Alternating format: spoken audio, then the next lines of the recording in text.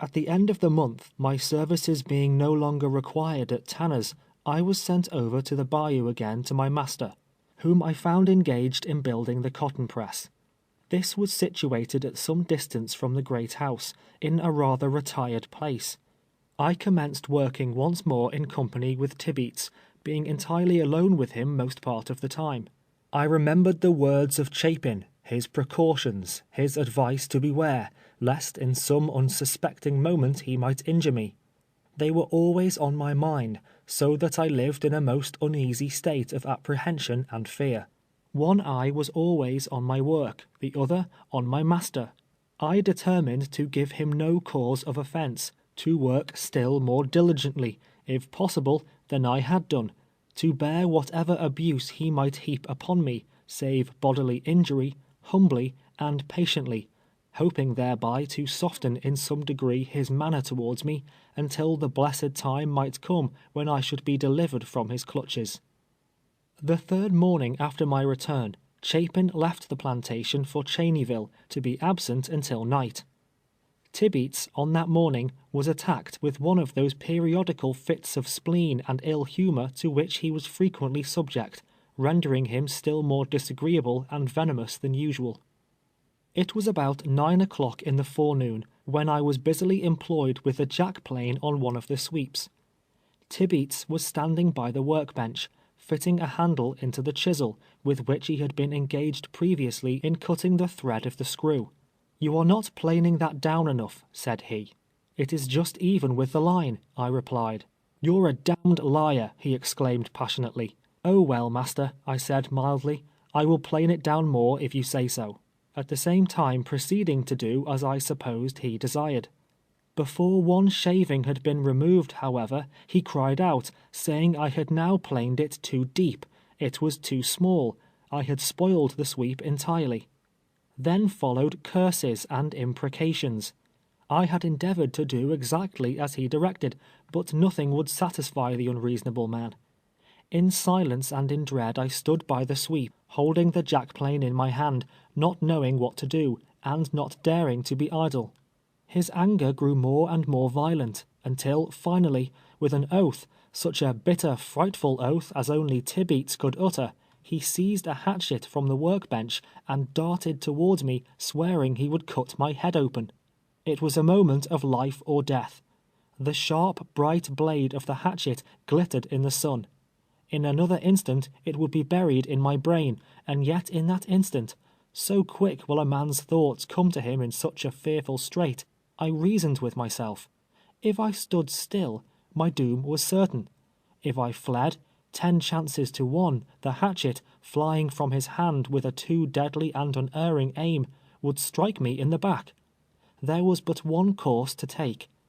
Springing towards him with all my power, and meeting him full half-way, before he could bring down the blow, with one hand I caught his uplifted arm, with the other seized him by the throat.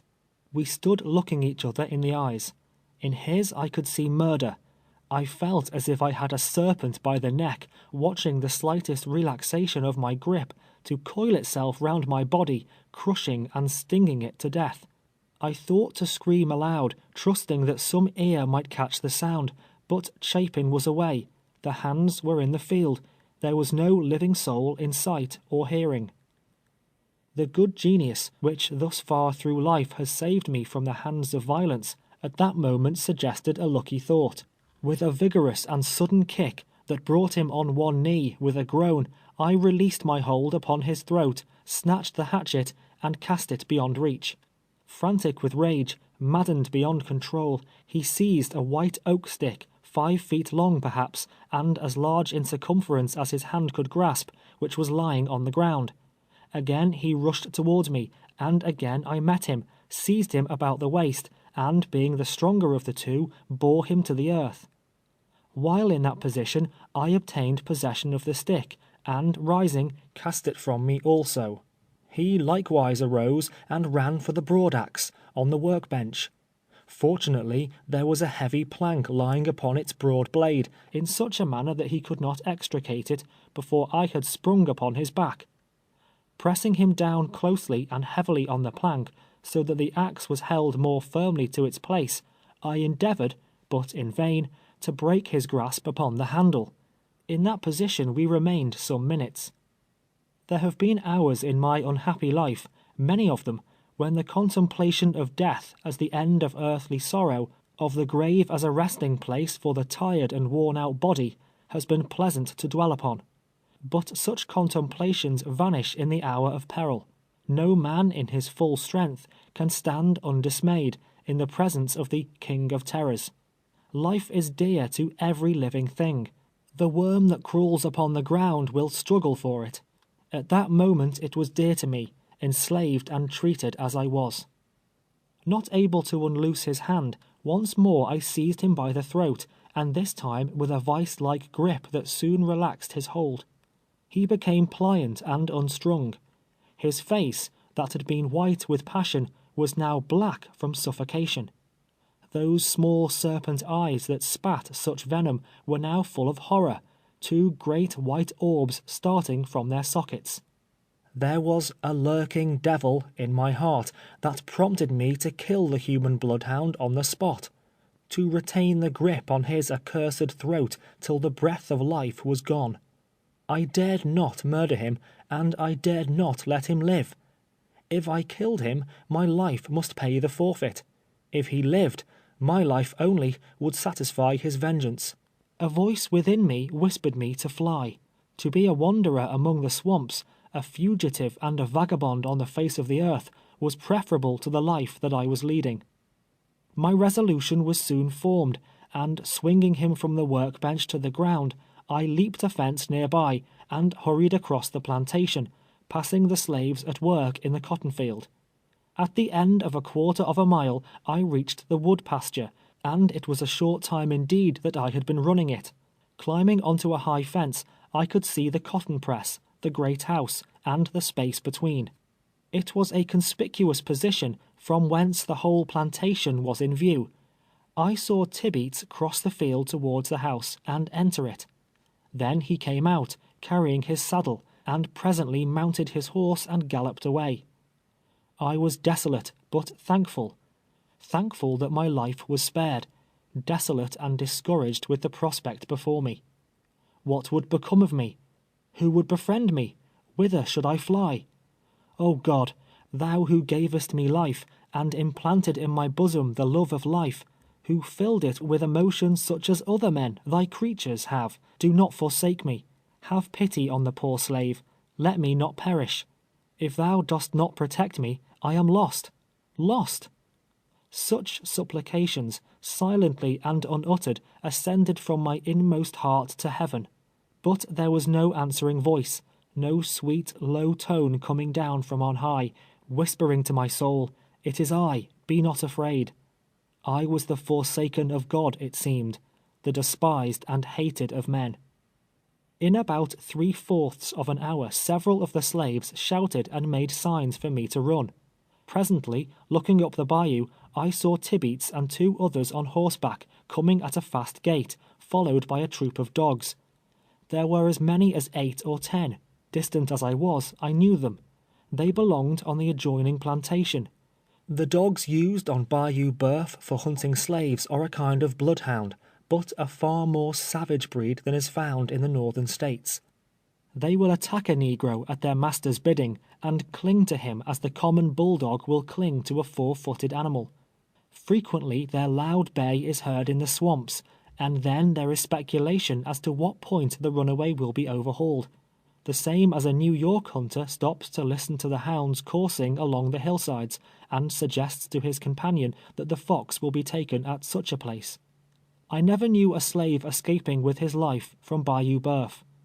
One reason is, they are not allowed to learn the art of swimming, and are incapable of crossing the most inconsiderable stream.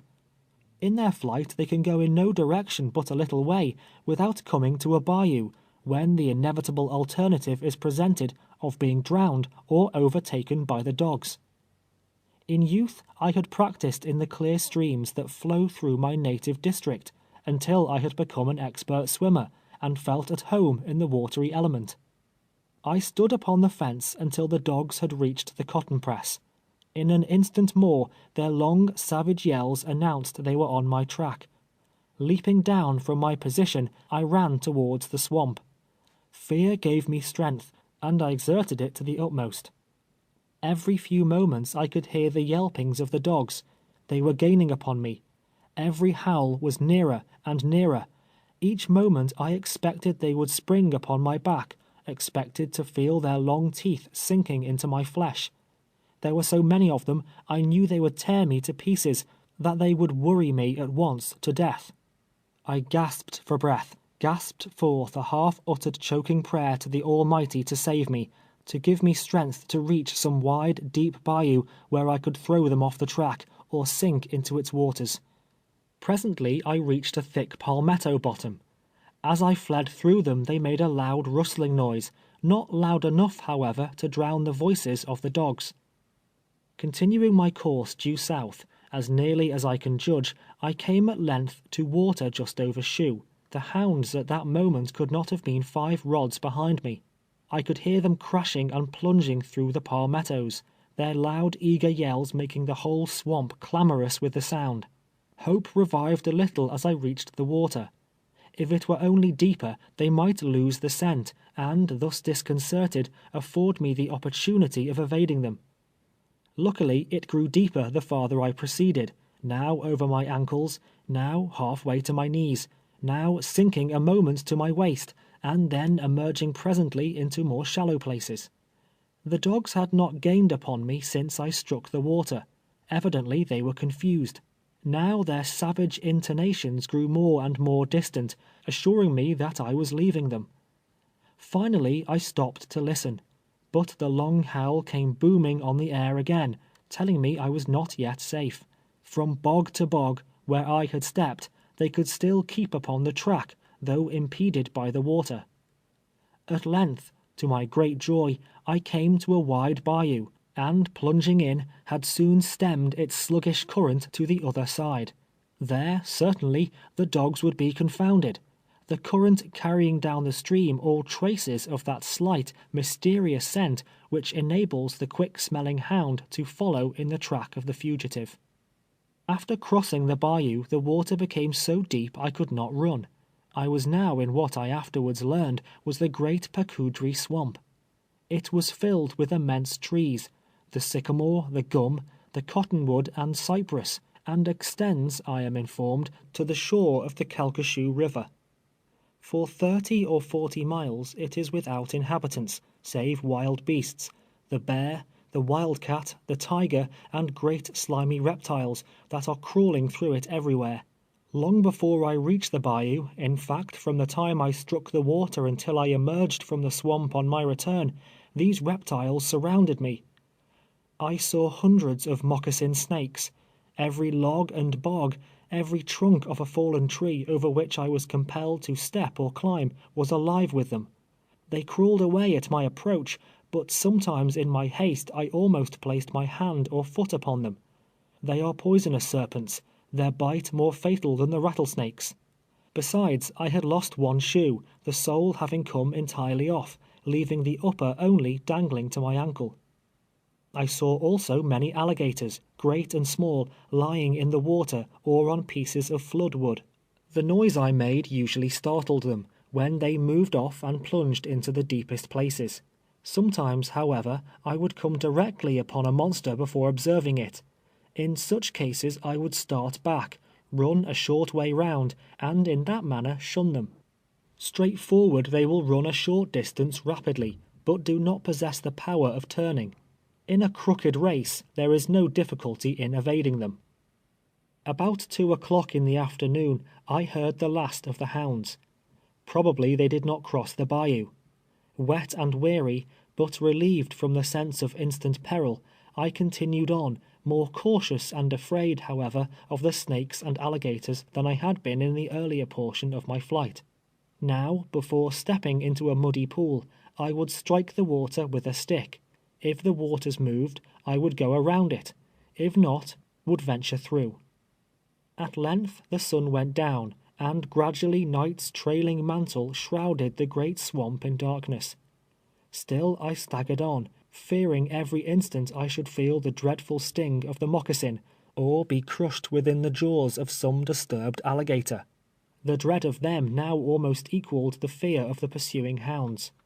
The moon arose after a time, its mild light creeping through the overspreading branches, loaded with long, pendant moss.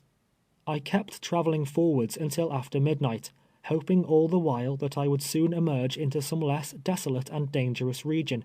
But the water grew deeper and the walking more difficult than ever.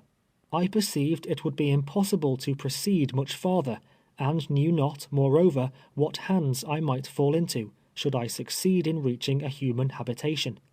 Not provided with a pass, any white man would be at liberty to arrest me, and place me in prison until such time as my master should prove property, pay charges, and take me away.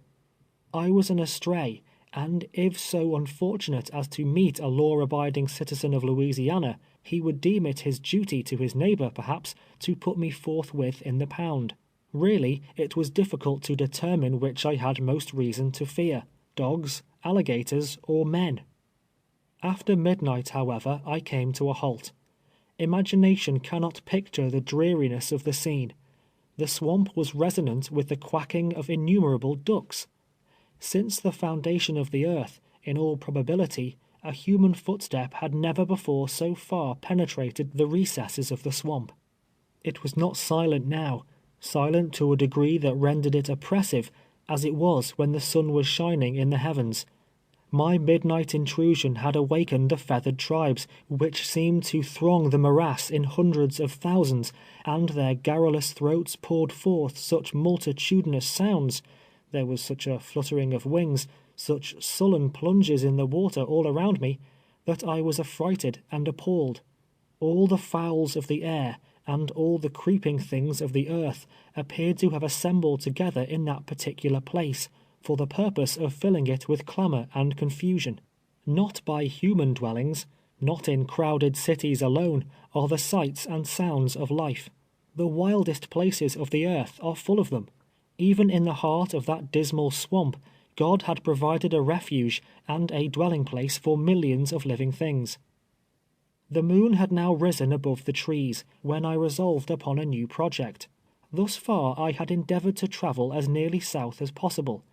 Turning about, I proceeded in a northwest direction, my object being to strike the pine woods in the vicinity of Master Ford's.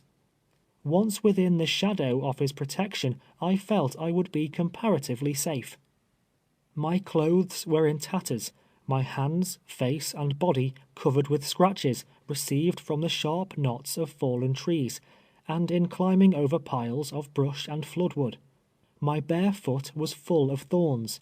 I was besmeared with muck and mud, and the green slime that had collected on the surface of the dead water, in which I had been immersed to the neck many times during the day and night. Hour after hour, and tiresome indeed had they become, I continued to plod along on my northwest course. The water began to grow less deep, and the ground more firm under my feet. At last I reached the Pacudry, the same wide bayou I had swam while outward bound. I swam it again, and shortly after thought I heard a cock crow, but the sound was faint, and it might have been a mockery of the ear. The water receded from my advancing footsteps. Now I had left the bogs behind me. Now I was on dry land that gradually ascended to the plain, and I knew I was somewhere in the great pine woods. Just at daybreak I came to an opening, a sort of small plantation, but one I had never seen before. In the edge of the woods I came upon two men, a slave and his young master, engaged in catching wild hogs. The white man I knew would demand my pass, and not able to give him one, would take me into possession. I was too wearied to run again, and too desperate to be taken, and therefore adopted a ruse that proved entirely successful. Assuming a fierce expression, I walked directly towards him, looking him steadily in the face. As I approached, he moved backwards with an air of alarm. It was plain he was much affrighted, that he looked upon me as some infernal goblin just arisen from the bowels of the swamp. "Where does William Ford live?" I demanded in no gentle tone. "He lives 7 miles from here," was the reply. "Which is the way to his place?" I again demanded, trying to look more fiercely than ever. "Do you see those pine trees yonder?" he asked, pointing to 2, a mile distant, that rose far above their fellows, like a couple of tall sentinels overlooking the broad expanse of forest. "I see them," was the answer. "At the feet of those pine trees," he continued, "runs the Texas road. Turn to the left, and it will lead you to William Ford's." Without further parley, I hastened forward, happy as he was, no doubt, to place the widest possible distance between us. Striking the Texas road, I turned to the left hand, as directed, and soon passed a great fire, where a pile of logs were burning. I went to it, thinking I would dry my clothes, but the gray light of the morning was fast breaking away. Some passing white man might observe me. Besides, the heat overpowered me with the desire of sleep, so, lingering no longer, I continued my travels, and finally, about 8 o'clock, reached the house of Master Ford. The slaves were all absent from the quarters, at their work. Stepping on to the piazza, I knocked at the door, which was soon opened by Mistress Ford. My appearance was so changed, I was in such a woe-begone and forlorn condition, she did not know me. Inquiring if Master Ford was at home, that good man made his appearance before the question could be answered. I told him of my flight, and all the particulars connected with it. He listened attentively, and when I had concluded, spoke to me kindly and sympathetically, and taking me to the kitchen, called John and ordered him to prepare me food. I had tasted nothing since daylight the previous morning. When John had set the meal before me, the madam came out with a bowl of milk, and many little delicious dainties, such as rarely please the palate of a slave. I was hungry and I was weary, but neither food nor rest afforded half the pleasure as did the blessed voices speaking kindness and consolation. It was the oil and the wine which the good Samaritan in the great pine woods was ready to pour into the wounded spirit of the slave, who came to him, stripped of his raiment, and half dead. They left me in the cabin, that I might rest. Blessed be sleep! It visiteth all alike, descending as the dews of heaven on the bond and free. Soon it nestled to my bosom, driving away the troubles that oppressed it, and bearing me to that shadowy region where I saw again the faces and listened to the voices of my children, who, alas, for aught I knew in my waking hours, had fallen into the arms of that other sleep, from which they never would arouse. End of chapter 10.